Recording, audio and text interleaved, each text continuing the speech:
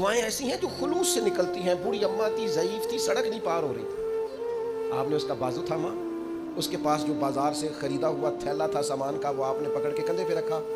گاڑی والے کو کہا ذرا ٹھہر جا, آپ نے سڑک پار کرا دی. اماں کو 100 دفعہ کہے گی اللہ تیرا بھلا کرے, اور 2 3 نسلوں کو دعا مل جاتی ہے مفت بھی. اللہ تیرا ماں پیو جیندہ رہے, اللہ بچیاں دی خیر کرے. آپ دیکھو ایک چھوٹا سا فعل ہے کوئی, لیکن اس کی حسن کتنا زیادہ ہے, خوبصورتی کتنی. اور پھر یہ ایسا منفرد قسم کا کام ہے کہ آپ نے ایک دفعہ سڑک پار کرائی ہے.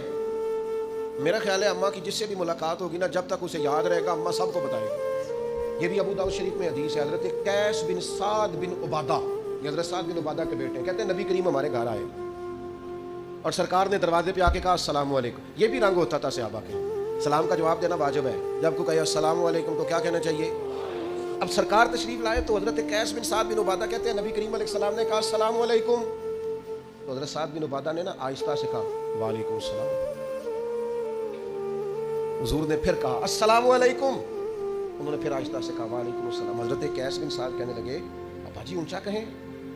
تو حضرت سعد کہنے لگے بیٹا چپ کر, حضور ذرا ہم پر زیادہ سلامتی بھیجیں تو کرم ہو جائے گا, آنے دے سلام آنے. یہ سیاستہ ہے. مجھے سمجھ نہیں آتی لوگ جب حدیثیں پڑھتے ہیں تو ان حدیثوں کو کیوں نہیں پڑھتے.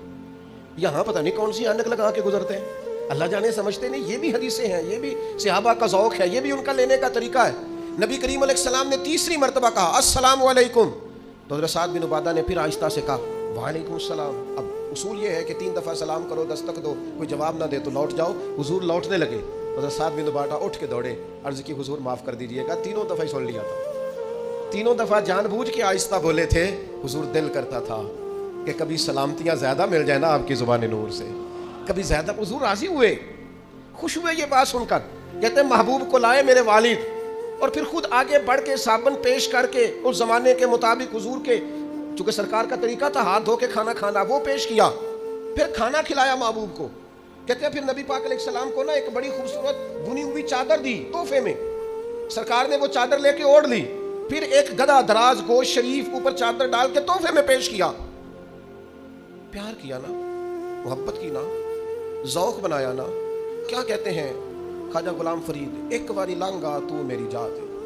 حضور کبھی ایک دفعہ نظر کرم تو فرمائے, کبھی آئے تو صحیح, کریم آئے نا, ذوق پیش کیا نا, جو بن سکتا تھا خدمت کی. ان کا وہ بے لوث انداز اور وہ عقیدت کا وہ رنگ اور لہجے اور آنکھوں کے اندر وہ محبت کا خاص نقطہ عروج. کہتے ہیں کہا نہیں ہم نے, عرض نہیں کی, خود بخود حضور کے ہاتھ اٹھے اور محبوب نے دعا کیا دی, کہا اے اللہ سعد بن عبادہ کی اولاد کو برکت عطا فرما. حضرات صحابہ کرام فرماتے ہیں نبی کریم علیہ السلام جب کسی کو دعا دیا کرتے تھے تو اس دعا کا اثر ہم اس شخص کی نسلوں میں بھی محسوس کیا کرتے, نسل در نسل اس کا اثر جاتا. یہ کیا ہے, یہ ایک ذوق ہے. یہ کیا ہے, یہ ایک محبت ہے. یہ کیا ہے, یہ وارفتگی ہے کہ آپ کی طبیعت میں, آپ کے لہجے میں